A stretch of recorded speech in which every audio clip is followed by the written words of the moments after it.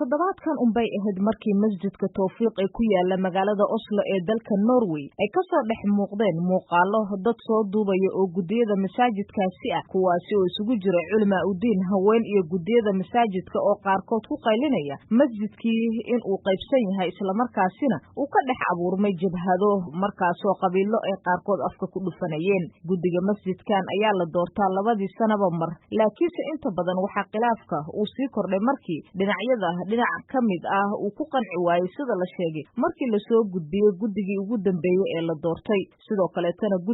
gudigaasi ka soo horeeyay ay sheegeen inay yihiin kuwa saxda ah ee sii wadaya talada masjidkaasi qaar ka mid ah dadkii aan la xiriiray waxay ii sheegeen in amuurta ugu weyn ay tahay maamulka masaajidka oo la isku hayo hase yeeshee dhinacyada qaarkood laga dheehan karo amaba ay u abaabulan yihiin hab qabiileed dowladda Norway ayaa waxa ay ii sheegeen dadkii aan la xiriiray in masaajidkaasi ay siinaysa lacag ku dhow 7.8 milyan oo lacagta Norway ah isla markaasina ka badan 700,000 oo dalkan Mareykanka lacagtiisa ah waxa Maxamuud Cabdi Jaamac oo kamid ah labada garab ee ishayo ee gudiyadaasi kala sheeganaya masaajidkaasi aan weydiiyay waxa khilaafkooda uu salka ku hayo sideedaba masaajidka waxa la aasaasay 1995 markaas oo Allah u naxariistay Umar Faaruq uu noogu yimid meesha tan oo isku keenay xarakooyin iyo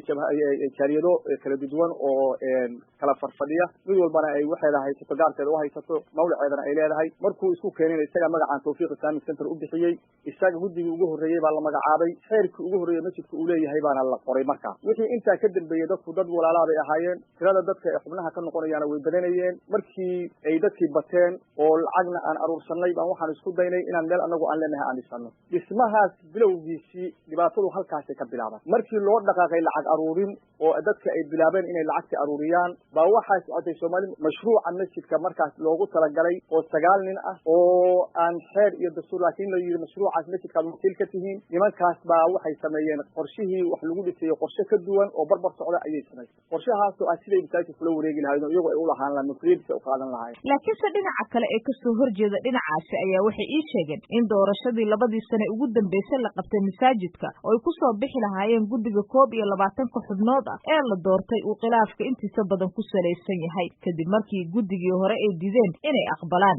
Axmed Maxamed Cabdulle Axmed Qare wuxuu ii sheegay inuu yahay gudiga dhawaantan la doortay kii ka sii horeeyay wuxuu iiga waramay waxa dhankooda ay u haystaan in khilaafkan uu sal u yahay sanadkii ugu dambeeyay doorashadii dhacday markii loo diri lahaa gudigii ku soo baxay doorashadooda la diri lahaa loo diro waxa jira meel hay'ad dawladdu leedahay oo laga rajiis gareeyo ururada iyo shirkadaha iyo waxa dhan ay leeyihiin laga diiwaan geliyo markii aan rabnay inaan u dirno annaguna aanu meesha ka wareegno gudiga cusubna registerka la geliyo ayaa qolo group 9 qof ah ayaa waxay direen warqado been abuur ah oo ah inay ayagu isu sheegayaan gudigii la doortay inay yihiin ayagoo isticmaalaya Gmail ayagu ay samaysteen oo ay magaca ururka u ekaysiiyeen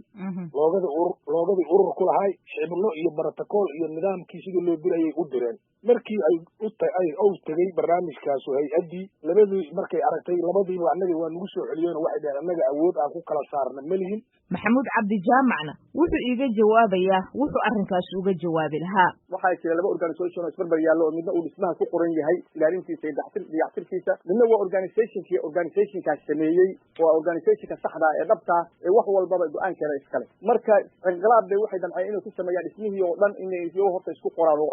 awalan waxay ka bilaabeen urintii lacagtii la aruurinayay baygaarku waxay u samaysteen xeerar iyo qawaaniin aan dadku la ogeyn oo ay iyagu hoos ka samaysteen oo ay sheeganayaan inay iyagu leeyihiin dhismaha la dhisi doono 2 markii la dhistana in aysan noqon doonin wax la bedbedelaya ay dhimasho kaga tagi karaan meesha kabacdina lacagtii markii la soo aruuriyo dhismihii la dhameeyay ayay waxay sameeyeen gudi la doorto 21 ahaabay gudigii bay meesha ka tuureen kabacdina waxay intay dhex dhigeen wax la yiraahdo conflict dhex dhigeen bay kala tireen kabacdina waxay keeneen 11 nin oo iyagu ay wataan oo u shaqaynaya dawladda Norway ayaa dhaqaale aad u xoogan ku bixisay masaajidkan oo malaayiin lacagta wadankaasi ah waxa inta badan loogu talagalay lacagtaas in ilmaha yaryar lagu baro Qur'aanka iyo madarasooyinka waxyaabaha ay u baahan yihiin yihiin habka dugsiyada. Lacagtaasi waxaa sidoo kaleto loogu talagalay qaarkood in lagu bixiyo qarashaadka masaajidku u baahan yahay iyo dadka shaqaalaha ah. Waxaa dawladda cabashooyin kala gedisan oo dhinacyada gudiyada isfeer soconaya ee isku haya masaajidkaasi markii ay u gudbiyeen ay go'aansatay inay joojiso lacagtaasi.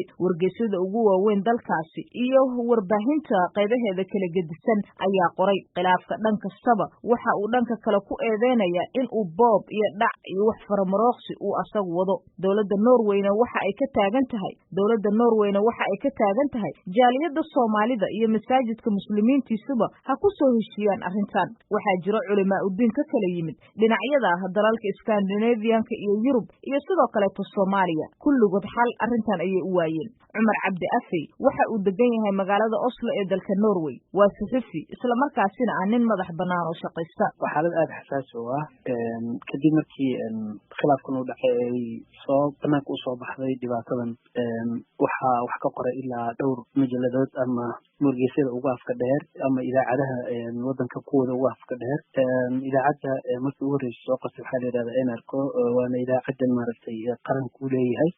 Journaalkooda ay kusoo qoreen. Dhinaca kalena saaray walaalo culummada dhowr goor bay halkan yimaadeen isku dayan in la xaliyo meelo kala duwan baa looga yimid, laakiin waxay u muuqataa in xal loo laayahay arrintan oo ay arrin maaragtay adag ay tahay. Haddaba xalku maxaa uu yahay? Waa su-aasha qof walbaba uu isweydiinayo. Mar kale su-aashaasi waxa aan weydiiyey Axmed Qare. Wallahi abayo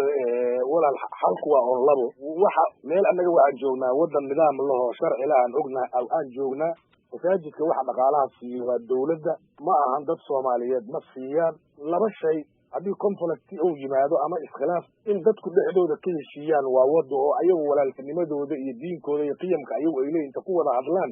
ay ku heshiiyaan waa wada furan. waa la isku dayay wadadaas, dad culumaa isku dayay, dad badanaa isku dayay, waana diideen oo jaanibka hadda leh waxbaa la boobay iyo waxbaa la dhacayaa diiday. culummo Soomaaliya iyo Scandinavian-ka isaga timid oo ugu dambeynaa gashay ayagaa ka diiday wixii xal ahaa. Si lamida sidaasi culimada dhankoodu maadaama ay ku noogeen arrintan isla markaasina ay adag tahay waqtigan in dhinacyadu ay xal isu soo dhawaansho ay gaaraan, Maxamuud Jaamac ayaan asaguna weydiiyey waxa ay ku tanaasulayaan iyo xalka dhankooda. Xalku waa fudud yahay. Dad baa meesha tan dhistay, caruurihii iyo haweenkii sidaan kuu sheegay bannaankii ka taagan yihiin. Culimadii waa og tahay walaal culimadu agteena qiimay ku leeyihiin. Culimadu waa dad agteena sharaf ku leh. qabiil cabad وبادليا والله ويا بالله ما بيعيش